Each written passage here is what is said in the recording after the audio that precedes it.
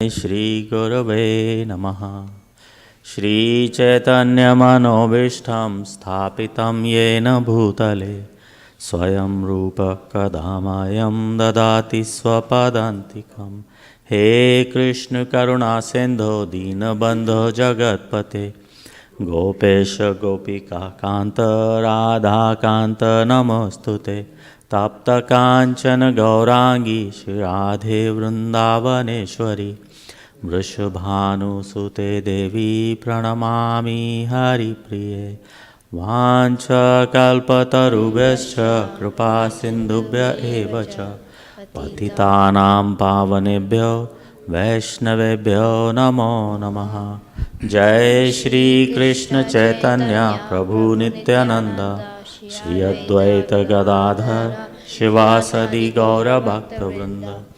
Hare Krishna Krishna Krishna Hare Hare Hare Rama Rama Rama Hare Hare. Om Namo Bhagavate Vasudevaya. Om Namo Bhagavate Vasudevaya. Om Namo Bhagavate Vasudevaya.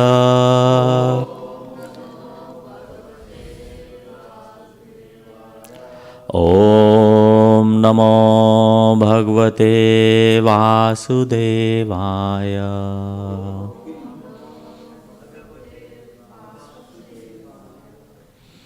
Hare Krishna.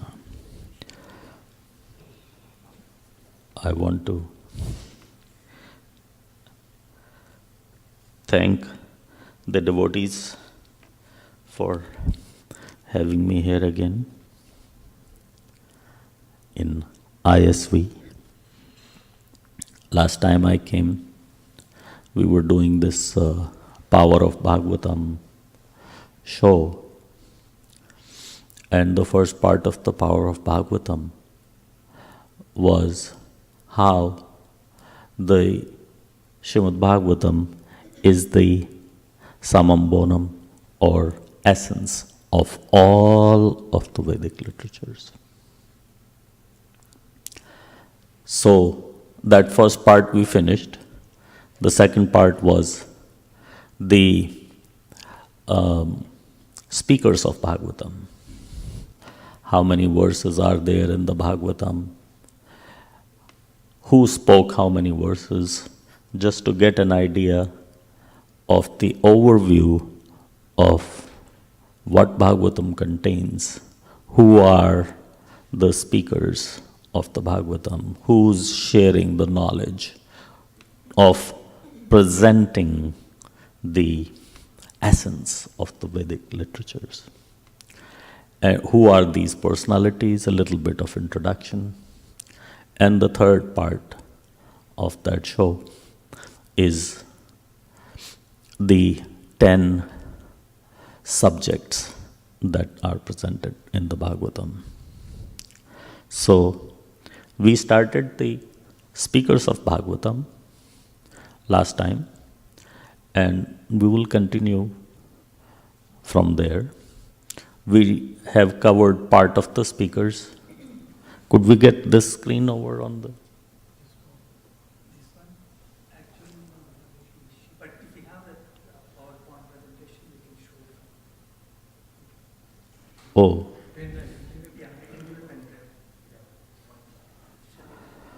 It will not work because there is Sanskrit in there. Sanskrit written in Sanskrit.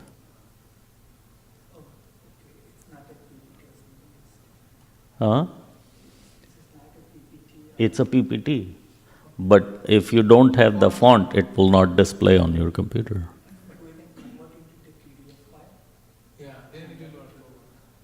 But then the slides will not. Yeah. We could not connect this with such a high tech.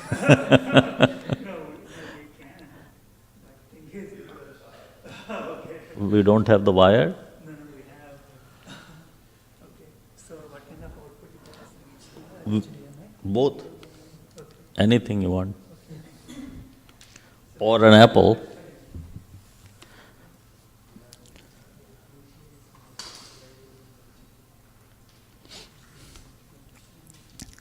So, who remembers what we discussed last time about the speakers of the Bhagavatam? I have good. Then question number 1 is how many verses in the Bhagavatam? 18,000. 18,000. Good, very good. But how many verses are actually really there that you can count? Because you see, the verses have numbers 1, 2, 3, 4, like that. So there's 12 cantos, there's 360 chapters in the 12 cantos, and every chapter contains a few verses. So altogether, there is a number of verses that if you go to count all the verses in the Bhagavatam, that you will find.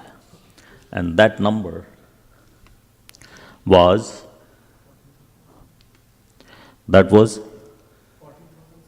yes, Prabhuji remembers.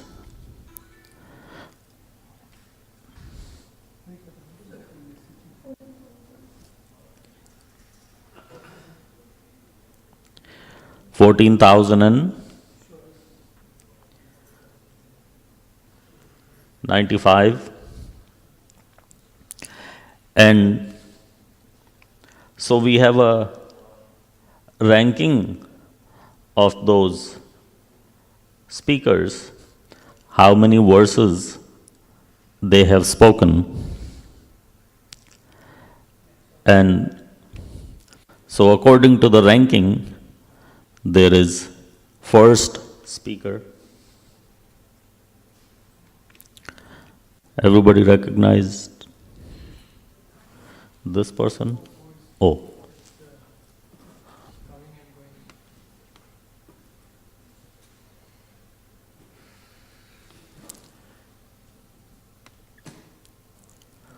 Who is this? This is Srila Ved Vyas. Srila Ved Vyas wrote the Bhagavatam, and Srila Ved Vyas wrote the Bhagavatam as spoken by other devotees. So he quoted devotees and basically compiled the Srimad Bhagavatam. From his own side, he only spoke how many verses?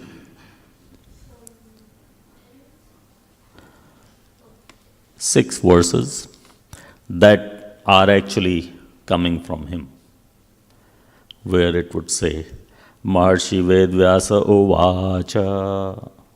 You hear this every day, Bhagavatam verse, almost every day, somebody Uvacha, this person Uvacha.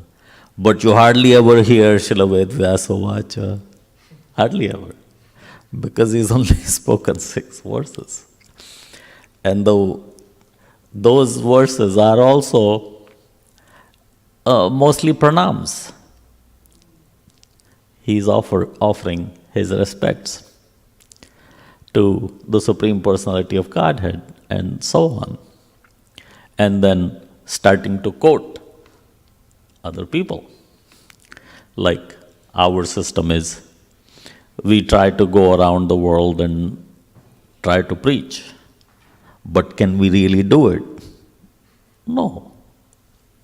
It's Srila Prabhupada who's preaching, and we're just kind of moving around on his behalf and preaching his message.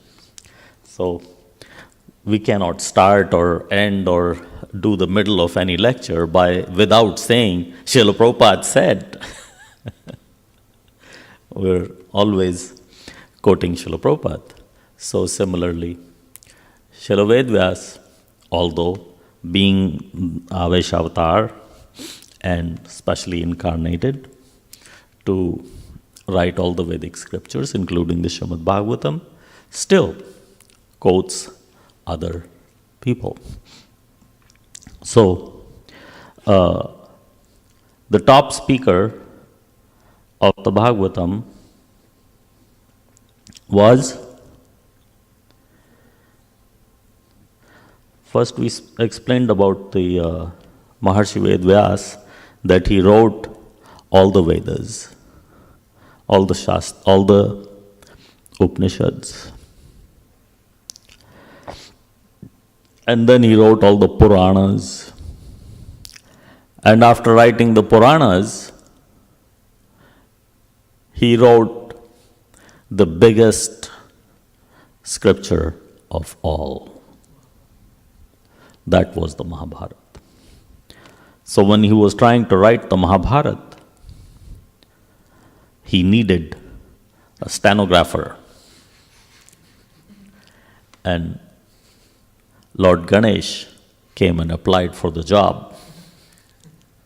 So Lord Ganesh wrote the Mahabharata, but again only wrote the Mahabharata as dictated by Maharshi Vedvyas. So again, it's Maharshi Vedvyas only who wrote the Mahabharata.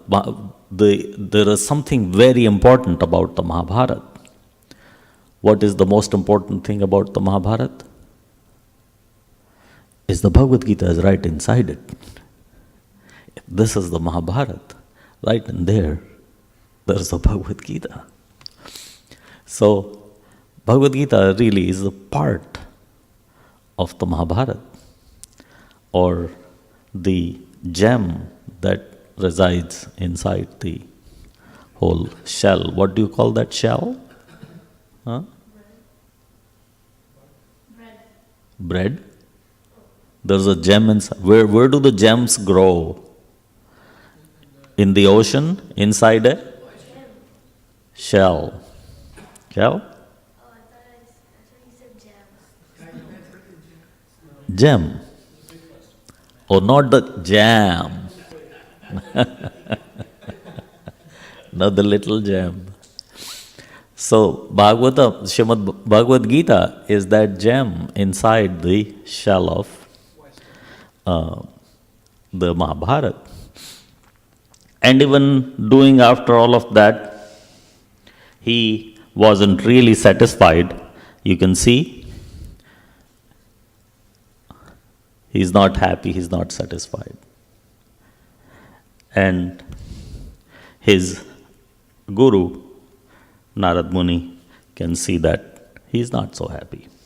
So his guru comes to see him and tells him, you haven't written about Krishna, you haven't written about bhakti. You have to write a whole scripture on the essence of the whole Vedic scripture, and the essence of the whole Vedic scripture is, in one word, bhakti. One word's representation of all of the scriptures, bhakti, because that's the end goal. So,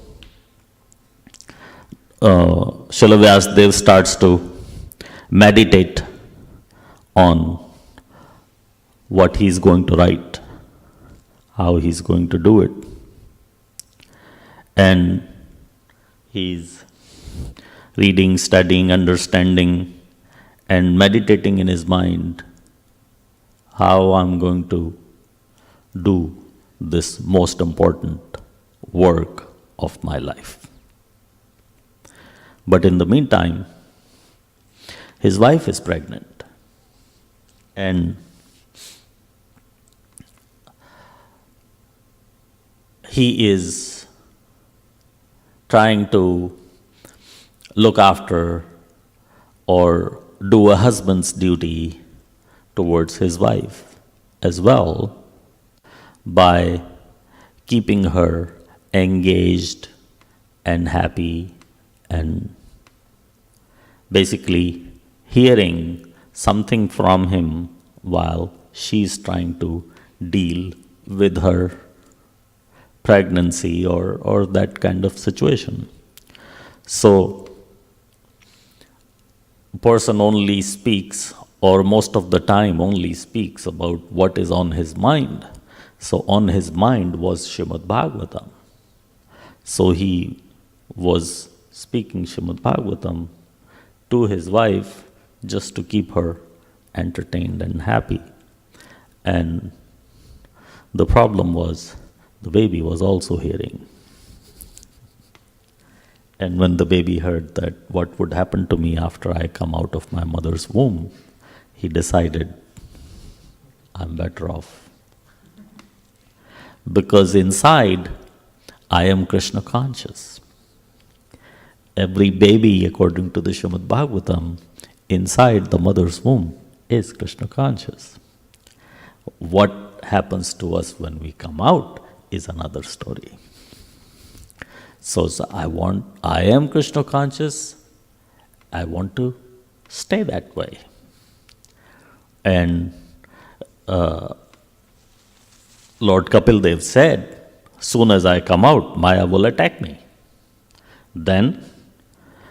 And Maya is the Shakti of the Supreme Lord. And I don't stand a chance against Maya. So, better I just stay. So, the wife of Srila Ved Vyas was not so happy with that decision. So she asked for Srila Ved Vyas to go and ask for help. Srila Ved Vyas is such an elevated personality. Who is he going to ask for help from? He's Avesh Avatar himself. So the only one he could get help from is Krishna himself. So Krishna came. You can see Krishna has come to see the pregnant wife of Maharshi Ved Vyas, and he came to speak to Shukdev Goswami. He assured him, I will tell Maya to stay away from you. Please come out. Maya will not have any effect on you. I'm going to personally instruct Maya to do that. So Krishna and Balram in that way prepared for the Srimad Bhagavatam. Balram prepared by, in a way you can say, by killing Romaharshana, but he prepared for Romaharshana Sutta to speak the Bhagavatam. So, after killing Romaharshana, he gave a boon to Romaharshana Sutta, which is also known as Sut Goswami, that you will have perfect senses. Who has perfect senses? You have to be God to have perfect senses. Other than God, nobody has perfect senses. So Sut Goswami was blessed with those perfect senses. And Shukdev Goswami is blessed with Maya will not touch you. So these are the two main pillars of the Bhagavatam. They're not affected. They're just like God. Who is not affected by Maya? Who is exempt?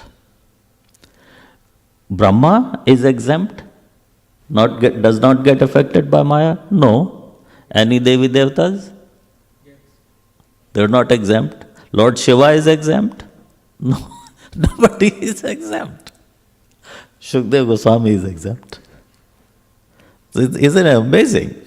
These guys, they're like super personalities. So Krishna is preparing one after the other. Balram goes, prepares one. Krishna goes, prepares this one. And by divine arrangement, Srila Ved Vyas comes with the efforts of his father, Parashar Muni to put it all together, to sew it all together. Because none of them actually wrote the Bhagavatam, they spoke the Bhagavatam, they didn't write it. Srila Vedvyas wrote it to put a final seal of approval. I approve because I'm not a stenographer. I am the writer. So I am confirming what these other personalities are writing, and here is the Bhagavatam. That makes the Bhagavatam so authoritative. So we will not stay with each one of these for very long. We will move along quickly to go to the personalities who we have not talked about. So Shukdev Goswami is the person who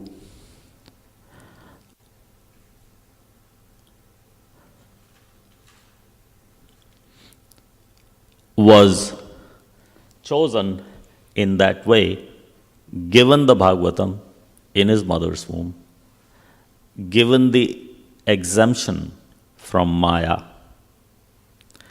He cannot be polluted, he cannot be affected. So, he's like God, only God is not affected by Maya. And he is the one who's delivering the Bhagavatam.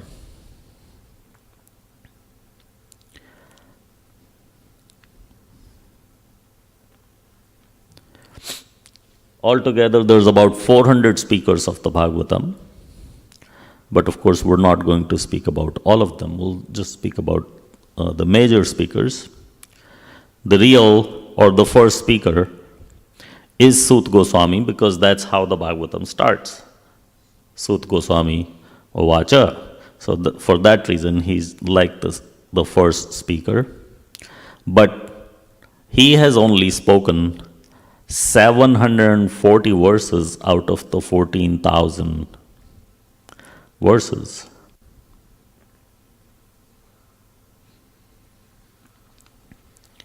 So just to reiterate, we didn't say it this time, last time we did, is Srimad Bhagavatam actually does have 18,000 verses. We can only count 14,095 because many verses are bigger than the required size. So according to Sanskrit definition, a verse should only contain 32 syllables. So if we take all the syllables of the Bhagavatam and divide them by 32, you will get 18,000. If you count them, you only get 14,000 because several verses are 2 or 3 verses worth, but they only have one number on them. So both statements are true, but they're true in their own way. So we showed you Shuktal Dham, where Parikshit Maharaj was sitting after finding out that he was cursed to die in 7 days. And Shukdev Goswami showed up, and all the sages and Parikshit Maharaj agreed that Shukdev Goswami will speak the Bhagavatam for the next 7 days. So you see the river over on this side? That is Ganga. And that this is the same Ganga today. So this place is still there, the ashram. This is the main altar. You see Krishna there. And on my side of Krishna is Shukdev Goswami, and the other side of Krishna is Parikshit Maharaj. And then you also see Maharshi Vedvyas and Parashar Muni. This is the tree under which the Bhagavatam was spoken. This is the same tree as you see in this picture. You see a tree in that picture? That is this tree. By that picture, this tree is represented like that. Then we talked about the Shuktal, how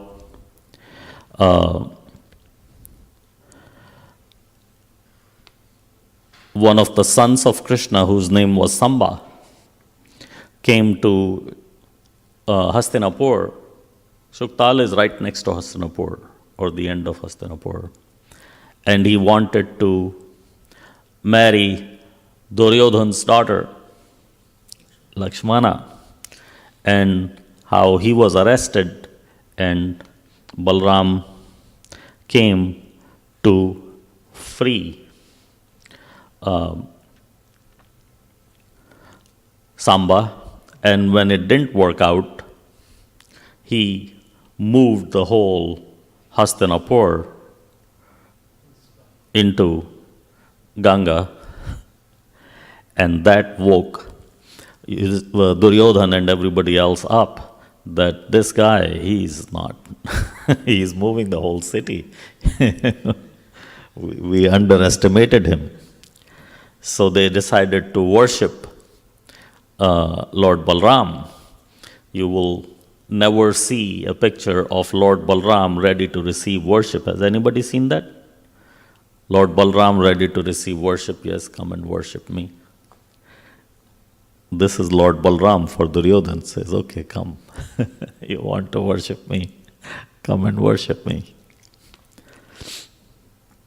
He's blessing. He's like sitting alone, ready.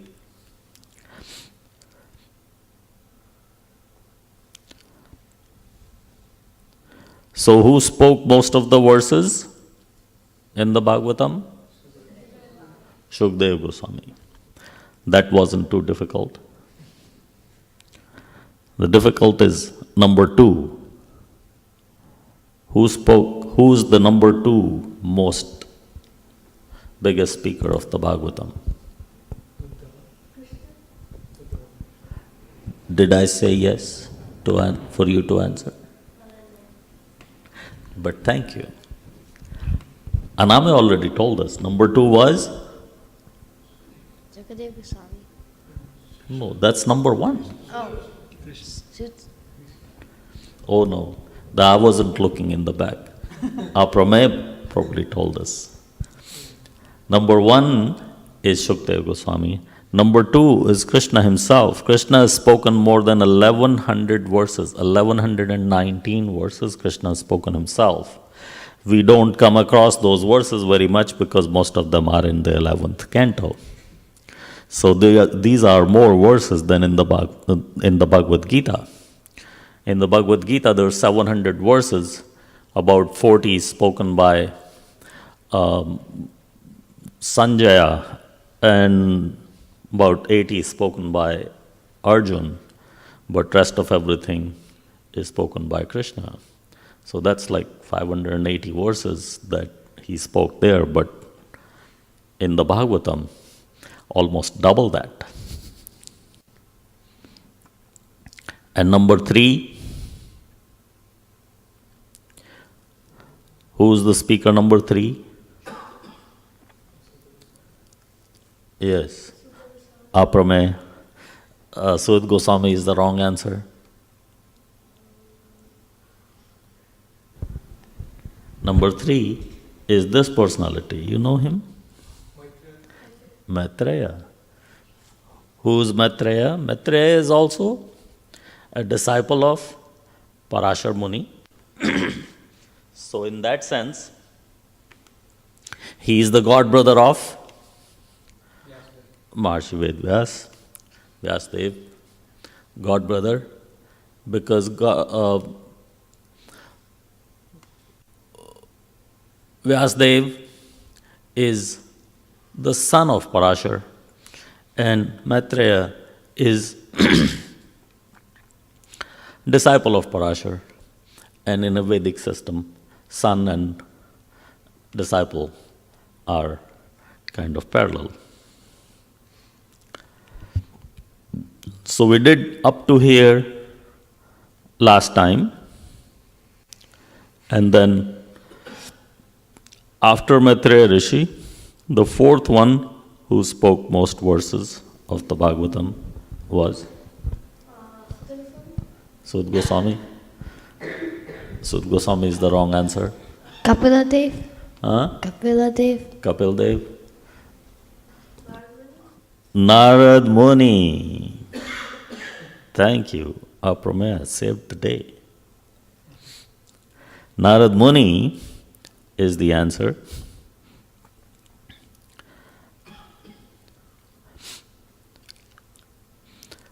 Narad Muni spoke 833 verses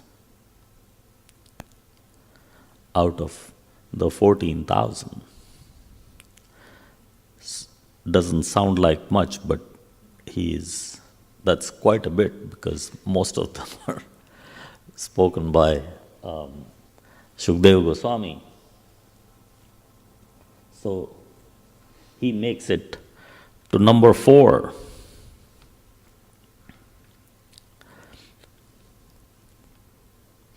And in the Srimad Bhagavatam, in the first canto, you have a whole chapter that Narad Muni is telling about his own life. To who? To his disciple. How he was born in a regular poor family, and he would eat the leftovers of the devotees, and how he was spiritually advanced, eating those leftovers and getting blessings from the devotees. And soon after, due to Krishna's grace, nobody take offense, this is how Srila Prabhupada, sorry, not Srila Prabhupada, the Bhagavatam is explaining that because of Krishna's mercy, his mother was bitten by a snake and she left her body. That made Narad Muni free from the family responsibility, and he left home and he went into the Himalayas to look for the Supreme Lord and perform tapasya. And when he did, and Krishna saw that he was so firm in his meditation, in his determination, Krishna gave him darshan in the form of Lord Vishnu and said that you will become Narad Muni and you will have such and such important role and so on and so forth, but from the next kalpa. Because he's like God, he's also like a demigod, and the demigods are born, not in the next kalpa, in the next manvantar. At the beginning of the manvantar is when all the new demigods are born. So the age of the demigods is one manvantar. Anybody remembers what is manvantar? How long is the manvantar? Okay, everybody has to raise hands. 71 yoga cycles. Yoga cycles. And one yoga cycle is? Yes, one yoga cycle. 4 yogas. And they add up to 1 million years? 4 million 4 million years and and something. 300,000. So that many years is one yoga cycle, which is also known as kalpa. Then that multiplied by 71 will make one manvantar. That's how long the demigods live, and after that the demigods have to die. And then new demigods are born again. Their names remain the same, but the souls inside will change. So Narad Muni had to wait. And he explains that just getting one little glimpse of Vishnu gave me enough power to wait for such a long time. And that's especially why Vishnu gave me darshan, so that I will survive. On the basis of that darshan, I will survive such a long time. And Narad Muni got to become the son of Brahma, or appeared from Brahma, although he is higher than Brahma. So is Lord Varahadev. And Lord Varahadev also appears from the nostril of Brahma. Doesn't mean he is also son of Brahma now. Brahma is Parampita, the first progenitor, but still Supreme Personality is Supreme Personality. So Narad Muni got to become one of the main Shaktis of Krishna. Krishna has so many Shaktis. For every different thing, there is a different Shakti. Just like this temple, who manages it? Yes, after Krishna and Srila Prabhupada, the manager in the broader sense is, I would say, Akrura Prabhu. But does he do everything around here? No. He has Shaktis. You take care of this, you take care of that, you take care of this, you take care of that, you take care of that, and you do something else. So those are called Shaktis. Like Trump, for example, is supposed to be the president of this country.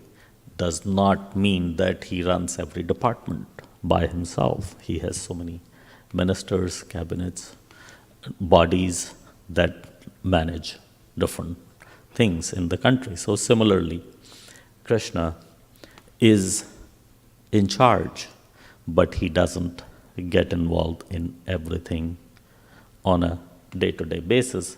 He has Shaktis who take care of that. There's hundreds of thousands of Shaktis, but Srila Prabhupada tells us about 7 main Shaktis. 7 of them are the main Shaktis. And they are described in the teachings of Lord Chaitanya by Srila Prabhupada. Srila Prabhupada wrote teachings of Lord Chaitanya before the Chaitanya Charitamrita. And he tried to give the life and teachings of Lord Chaitanya Mahaprabhu in a nutshell. So in there, he talks about 7 Shaktis, and Narad Muni is one of those Shaktis. Did we talk about Shaktis here before? We never talked about Shaktis.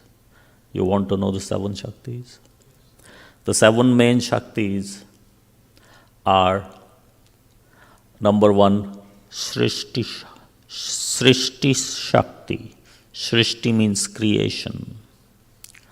So, of course, he's the creator himself, Lord Vishnu, in the form of Lord Vishnu, Krishna is the creator. But there is a primary creator and a secondary creator. So, Brahma here is the secondary creator. So, he is referred to as Srishti Shakti. And then there is, if there is Srishti, then somebody has to look after it. So that is just like we hear there is Brahma, Vishnu, and Mahesh. One is the creator, one is destroyer, and one is maintenance. Creating is important, destroying is also important, but it's the maintenance that takes the longest time.